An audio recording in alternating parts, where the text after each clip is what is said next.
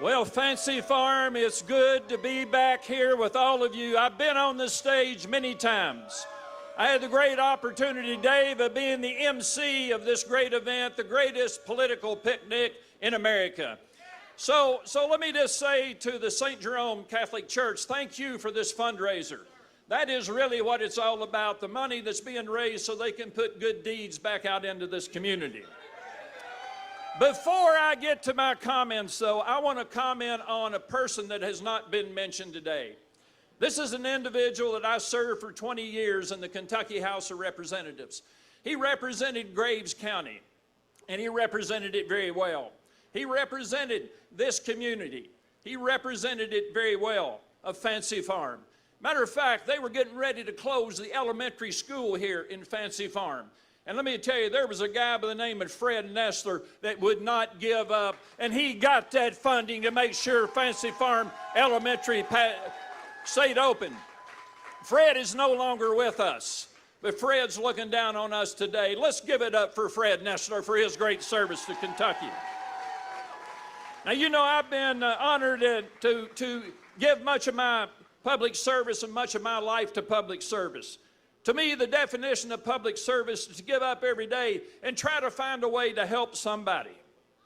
Well, you know, I've been listening to a whole lot over my left shoulder here today, and a lot of what's going on in their definition of public service is trying to hurt people. And I want to touch on some of those things that have hurt people over the last several months.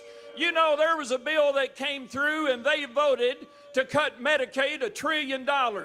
And through that cut, a vote that would close 35 rural hospitals throughout the Commonwealth of Kentucky. I think that's wrong. How about you?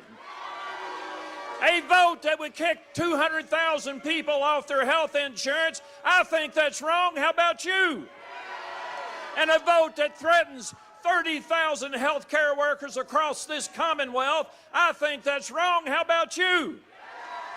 And if that wasn't enough, they turned around and then voted to cut the SNAP program, affecting more than 40,000 people across this great Commonwealth. And guess what?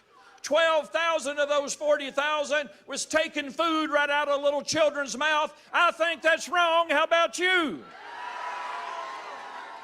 And then came a policy from the White House implementing tariffs that came to Kentucky that's hurting our farmers, killing the bourbon industry, a signature industry, and the manufacturing industry. Well, guess what? There was a resolution that was introduced in the House, and Barr and Comer both, who say they're big supporters of those industries, that resolution would have ended the tariffs. They voted no on that resolution to not bring the relief that the farmers, the bourbon industry needed. I think that's wrong. How about you?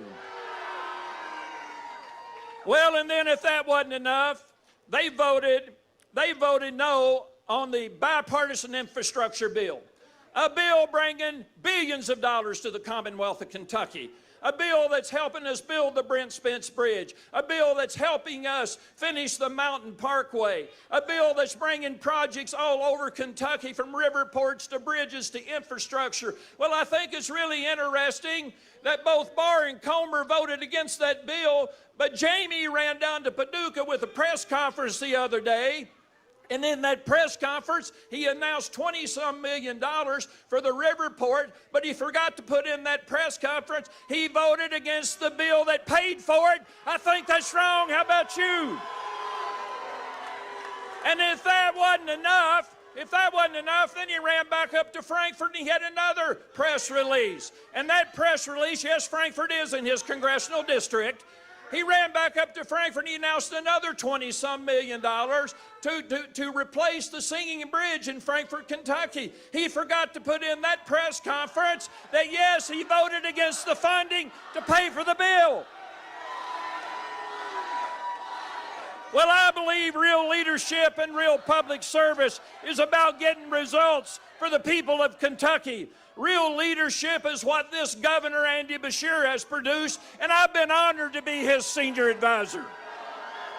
Real leadership is about securing more than $50 billion in economic development and private sector investment across this great Commonwealth of Kentucky over the last 6.5 years. Real public service is about creating 70,000 new jobs at the highest wages in Kentucky's history. That's what real leadership's about. How about you? And real leadership and public service is about creating an environment that has broken the tourism record in Kentucky over the last 4 years. I like that kind of leadership. How about you? And real leadership is about announcing more than 1,300 businesses, expanding new locations across this Commonwealth. I think that's real leadership. How about you? And I do believe that real leadership is about bringing common sense and common ground. How about you? I believe real leadership is treating people with dignity and respect. How about you? Real leadership is about bringing certainty. It's about bringing stability. Real leadership is working across party aisles to bring real results to Kentucky. Let me tell you something. That is the kind of leadership I will bring if you allow me to be the next governor of this great Commonwealth of Kentucky.